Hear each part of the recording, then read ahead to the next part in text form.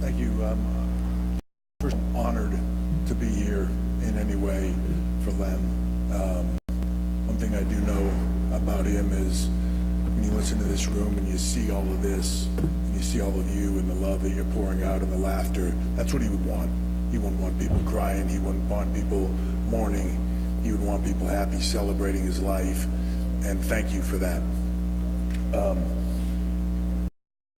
Just probably like a lot of people in this room, fan of his music, got in the wrestling business, became successful enough to where I finally reached the point where I could have some input into what my entrance music was. And entrance music, for what you would know, it's music creates the image. It creates the emotion and the feel for what you do. It can create a character and it can mean success. And when I had the opportunity to participate in creating my music, I wanted it to sound like Motorhead. I wanted that raw, guttural feeling. I wanted Lem. I wanted all that passion and that power to create the ultimate badass in what I did.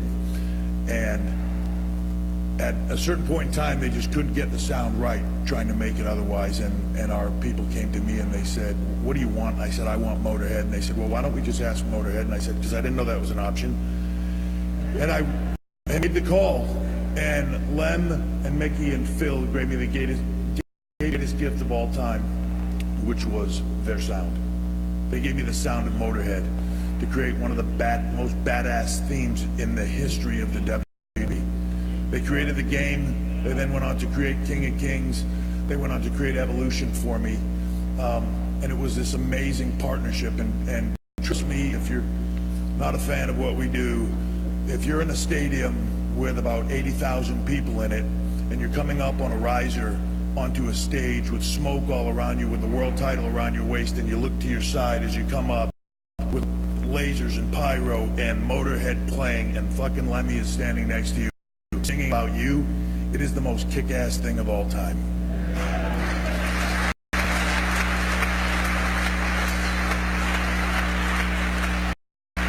More importantly than that, though, over the years, Lemmy gave me the gift of his friendship. We connected. In some way, we connected.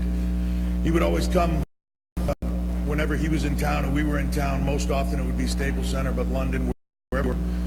He'd come to the Staples Center, and they'd tell me Lem would arrive, and white limo would pull in downstairs, and he'd wait. Before my match, they'd go get him, and he'd come. I'd sit in the arena in the front row, and I'd say hi to him on my way into the ring, and I'd wrestle. And then I'd come out and I'd talk to him again, and then he'd say, "I'll see you in the car," and he'd wait until the show was over, and I'd showered and I'd come back and I'd sit in the car with him for hours.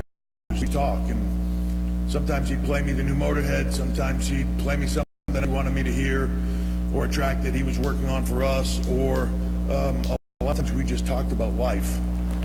And after that had happened 4 or 5 times, I was that guy in wrestling, and after 4 or 5 times at the stage, I remember going to him one time after getting beaten again, and walking up to him, and Lem, I went over to him to shake his hand, and I gave him a hug, and he looked right at me. "Man, you suck."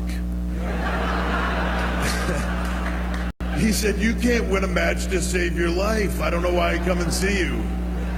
And I guess I probably looked at him stunned, and he grabbed me by the back of my neck, and he said, "That's why you're perfect."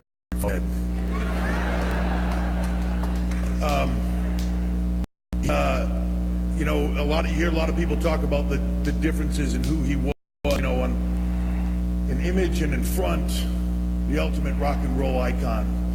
But then the guy behind that was totally different, polite, and all the things that you've heard said. That's one quick story for me that encapsulates a lot of that. I went to a show. We were in Phoenix. There was a stadium show that was going to be playing the next day, so I stayed over with my wife, and Motorhead was playing, and there was a bunch of other iconic bands, heavy metal bands, that I won't say the name of, just in case you're embarrassed by the story. But they were all there, and we walked in backstage, and as we're walking down the hallway, I'm passing by all these iconic heavy metal stars that I am in awe of, and I'm looking at all of them, and they're wearing Bermuda shorts and Hawaiian shirts, and they've got glasses of wine, and there's incense, and there's, like, it's not at all what you would expect growing up as a kid, you know what I mean? seeing all this, and this is what I go the hallway, and I'm seeing all that, and I'm thinking, wow, this is just so different, because a lot of these bands I'd never met before. And then I get to Lem's dressing room, and Todd opens the door, and I go to step in with Todd. He goes, Lem, H is here, and there are 2 topless girls. There's a pile blow, a bunch of pills. Lem has a towel on and another towel on his head, like a big giant turban, and he's like, come in. And as I go to step through, he says, with Steph, my wife, and Lem goes, shit, close the door. And they close the door. We stepped out, closed the door. A couple minutes go by, we open the door back up to step in, now with my wife. I have clothes on, Lem's got pants on. The drugs are miraculous, which I'm only assuming he did all of. And I still did have he was in front of my wife, very respectful, and you know, in some way, the ultimate gentleman.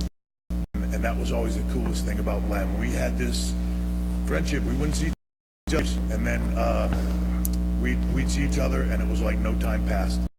Just catch up. About maybe 2 months ago, for WWE, sensing everything that was going on, we connected with Todd and asked if it would be possible to sit and interview Lem, because I thought it would be important, and I don't know if anybody else was going to do it. And we met at the ring. I had seen Lem 6 months earlier, and he didn't look good. Maybe a year earlier, he didn't look good. And when he showed up that day, man, he was like the clock rewound 10 years, right, Todd? I mean, he was. We spent 2 hours doing an interview. He laughed the whole time. He told jokes. He was as funny as could be. I mean, when it was over, he was like, that's it? You want to do more? It was just the coolest thing, and that is how I will remember him, as just that beacon of strength and laughter and just all of it. The thing I will say about Lem, whether he meant to do it or not, is he was an inspiration of how do you live your life. Live your life for you. Do.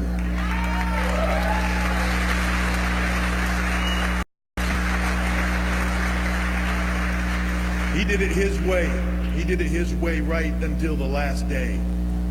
And if there is a better way to go out, I don't know what it is. That is what it is about in life. And he was an inspiration, probably an inspiration, as you heard today, to a lot of people in this room. He was the inspiration to go out and be an inspiration to millions of kids who will go on to be that inspiration.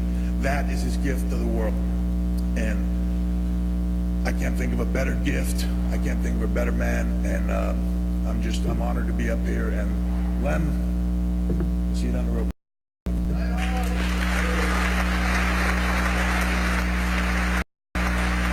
All right, we have 12 minutes left of going over a half hour already. So I want to call up Lars and Robert, but before I